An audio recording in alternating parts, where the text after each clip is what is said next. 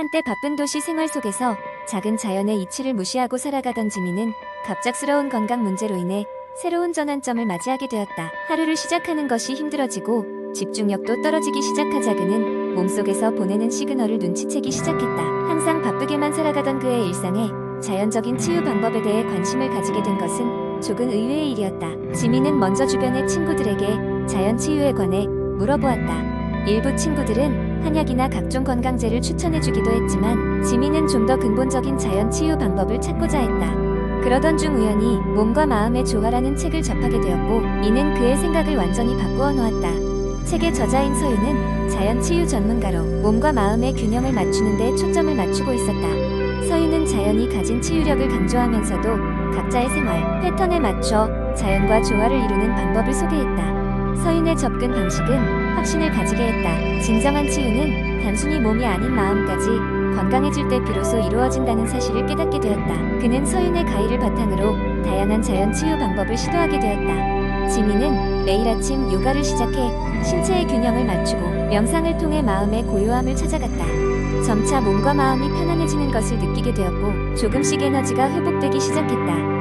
허브차를 마시며 일상의 스트레스를 줄이고 주말에는 인근의 산을 찾아 자연 속에서 시간을 보냈다. 지민은 또한 식단에도 변화가 필요하다고 느꼈다. 자연식으로의 전환은 그의 몸에 필요한 영양소를 공급할 뿐 아니라 소화에도 도움을 주었다. 철저한 채식은 아니지만 가공식품을 줄이고 자연 그대로의 식재료를 섭취하면서 몸의 활력도 되찾아갔다. 때론 너무 이상적이게 들릴 수 있는 자연 치유가 지민의 삶의 작은 기적을 불러일으켰다. 예전에는 믿을 수 없었던 자연의 힘을 경험하며 그는 우주와의 연결고리를 느꼈고 자신의 건강을 스스로 책임질 수 있는 자신감 또한 키울 수 있었다. 그는 주변 사람들에게도 이 책을 권유하며 자신의 경험을 나누었고 이는 주변 프로젝트 작업에도 긍정적인 영향을 미쳤다. 꾸준한 자기 관리는 물론이고 지민은 이제 더 이상 몸의 신호를 무시하지 않는다. 힘든 상황이 닥쳤을 때도 그저 몸과 마음의 조화를 추구하는 자연 치유 방법을 통해 슬기롭게 해결해 나갔다. 이는 단순한 치료를 넘어서 삶의 새로운 방식으로 자리 잡게 되었고 그는 자연 속에서 진정한 행복을 만끽하게 되었다. 이제 그의 삶은 더 이상 일에만 집착하는 형태가 아닌 자연 속에서 진정한 평화를 찾고자 하는 지혜로운 여정 그 자체가 되었다. 두 번째 이야기. 옛날 어느 고요한 마을의 건강 마니아로 유명한 할머니가 살고 있었다. 마을 사람들은 모두 할머니의 집을 건강의 집이라 불렀다. 할머니는 늘 자연에서 얻은 재료들로 식사를 준비했으며 그녀의 비법 레시피는 마을 사람들 모두에게 인기를 끌었다. 어느 날 할머니는 마을 사람들을 모아 건강한 식단에 꼭 필요한 10가지 필수 영양소에 대해 이야기하기로 했다. 할머니의 집에 모여든 사람들은 귀를 쫑긋 세우고 할머니의 이야기를 기다렸다. 할머니는 먼저 완전한 단백질이라는 개념부터 설명했다. 사람들은 단백질이야 어디에나 있지 않나 하고 생각했지만 할머니는 육류, 콩, 견과류, 두부 등을 골고루 섭취하는 것이 중요하다고 강조했다. 단백질이 근육 회복과 성장에 필수적이라는 점을 설명하며 바쁜 현대인들에게는 부족하기 쉬운 영양소임을 상기시켰다. 다음은 지질에 대한 설명이었다. 대부분의 사람들은 기름이 많은 음식을 피하려고 하지만 할머니는 몸에 좋은 불포와 지방산의 섭취 또한 중요하다고 말했다. 올리브유, 아보카도, 견과류에 포함된 건강한 지방이 몸속 염증을 줄이고 심장 건강을 개선한다는 것을 배웠다. 마을의 한 농부는 할머니의 말을 듣고 다음 날부터 아침 출근 전에 아보카도, 토스트를 먹기로 결심했다. 세 번째로는 탄수화물, 그냥 국밥과 면류가 아니라 통곡물 섭취의 중요성을 강조했다. 현미, 보리, 귀리 등으로 만든 식사는 더 안정적인 혈당을 유지하는 데 도움을 준다며 식이섬유가 풍부하면 오래 포만감을 느낄 수 있음을 설명했다. 이후로 마을 사람들은 빵집에 갈 때면 통곡물빵을 선택하게 되었다. 비타민의 중요성에 대해 설명할 차례였다. 할머니는 비타민C가 특히 중요하다고 말하며 감귤류와 베리류 과일을 많이 먹을 것을 권했다. 그녀는 비타민C가 강력한 항산화제로 면역력 강화에 필수적이라는 것을 상기시켰고 그것이 바로 겨울철 감기에서 보호해주는 비밀 무기라고 했다. 미네랄 섭취의 중요성도 이야기했다. 할머니는 철분, 칼슘, 마그네슘이 특히 필요하다고 언급했다. 철분은 적혈구 형성에 필요하며 적절한 칼슘 섭취는 골격 건강에 중요하다고 했다. 마그네슘은 심리적 안정과 스트레스 완화에 중요한 역할을 한다고 설명하셨다. 식이섬유는 잊기 쉬운 영양소 중 하나였다. 할머니는 특히 채소, 과일, 콩류의 많은 식이섬유가 대장 건강에 필수적임을 강조했다.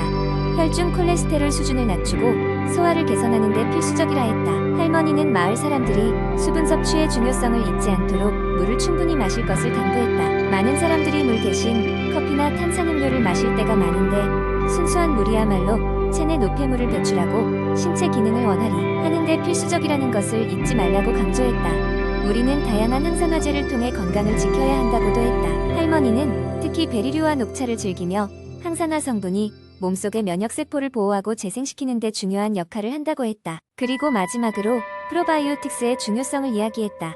유산균이 들어있는 요구르트나 발효식품을 꾸준히 먹으면 장 건강이 개선되며 면역력이 증진된다는 것을 강조하셨다. 할머니의 긴 이야기를 다 듣고 마을 사람들은 다시 한번 건강한 삶을 위한 결심을 다졌다. 건강한 생활 습관만이 중요한 영양소를 골고루 섭취할 수 있는 길이라는 것을 깨달았기 때문이다. 그 후 마을 사람들은 할머니의 조언을 실천하며 모두 오래도록 건강하게 살도록 노력했다. 할머니의 지혜는 세대를 넘어 마을의 오래된 전통으로 자리 잡게 되었고 건강의 집은 건강의 상징으로 남게 되었다. 세 번째 이야기 모두가 꿈꾸는 것은 바로 건강한 몸매와 튼튼한 체력이다. 하지만 바쁘게 돌아가는 일상 속에서 꾸준한 운동 습관을 만들어간다는 것은 쉬운 일이 아니다. 이런 고민을 해결해줄 특별한 방법이 있다면 얼마나 좋을까?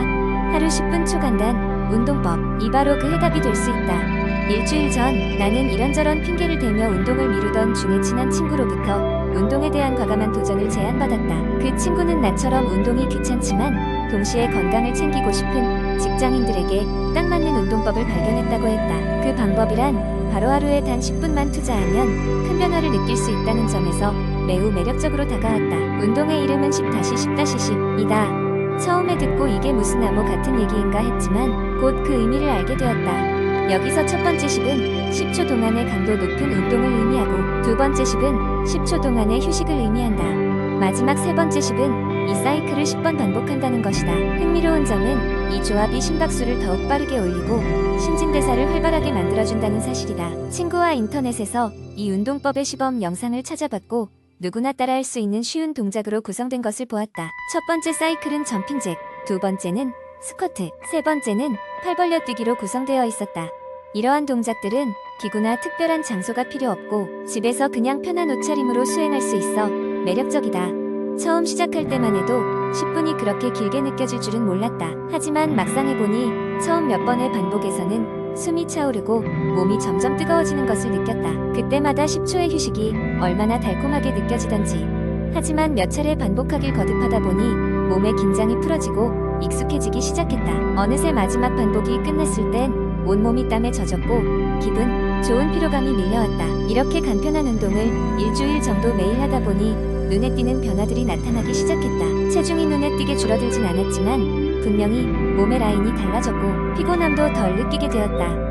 무엇보다도 힘이 넘친다는 게 최고의 수확이었다. 일정을 마치고 퇴근할 때마다 피곤해서 잠깐이라도 눈을 붙여야 했던 내가 이제는 활기차게 하루를 마무리하고 운동까지 즐겁게 수행하고 있었다. 매일 10분이라는 시간이 주는 것은 우리 삶에 있어서 마법 같은 변화를 의미할 수 있다. 작은 변화, 작은 시간이 모여 쌓였을 때 결과적으로 우리는 보다 건강하고 활력 넘치는 일상을 만들어갈 수 있는지도 모른다. 앞으로도 나는 20분 습관을 꾸준히 이어갈 것이고 많은 사람들에게 이 운동법을 추천하고 싶다. 바쁜 현대인들에게 이만큼 매력적이고 실용적인 건강관리법이 또 있을까? 누구든지 할 수 있고 누구든지 변화할 수 있는 하루 10분 초간단 운동법은 정말 기적같은 발견이었다. 네 번째 이야기, 바쁜 일상을 살아가는 현대인들에게 매일 아침 달리기는 건강을 지키는 데 중요한 역할을 한다. 특히 도시 생활의 스트레스와 유혹에서 벗어나기 위해서는 꾸준한 운동이 필수적이다. 그 중에서도 아침에 달리기를 하는 것은 여러 장점이 있다. 첫째, 아침 달리기는 하루를 새로운 에너지로 시작하게 해준다. 밤사이 피로한 몸을 움직여주고 상쾌한 아침 공기를 마시며 달리다 보면 정신이 더 맑아지며 긍정적인 기운이 생긴다. 이는 곧 업무나 학업에 활력을 불어넣고 집중력을 높이는 데도 큰 도움이 된다. 둘째, 꾸준한 아침 달리기는 심혈관 건강을 개선시킨다. 달리기는 심장 박동수를 규칙적으로 높여주고 혈액순환을 촉진시키는데 이러한 과정은 심장 건강을 강화시키고 혈압을 안정화시키는 효과가 있다. 주기적인 아침 달리기는 콜레스테롤 수치를 낮춰주며 궁극적으로 심장 질환의 위험을 줄여주는 데 기여한다. 셋째, 달리기는 정신건강에 긍정적인 영향을 미친다. 현대인들이 겪는 스트레스와 불안감은 상당히 높은 수준이다. 이에 아침에 달리며 엔도르핀을 분비하게 되면 자연스럽게 기분이 좋아지며 스트레스 해소의 효과도 볼 수 있다. 이로 인해 정신건강이 개선되고 우울증을 예방할 수도 있다.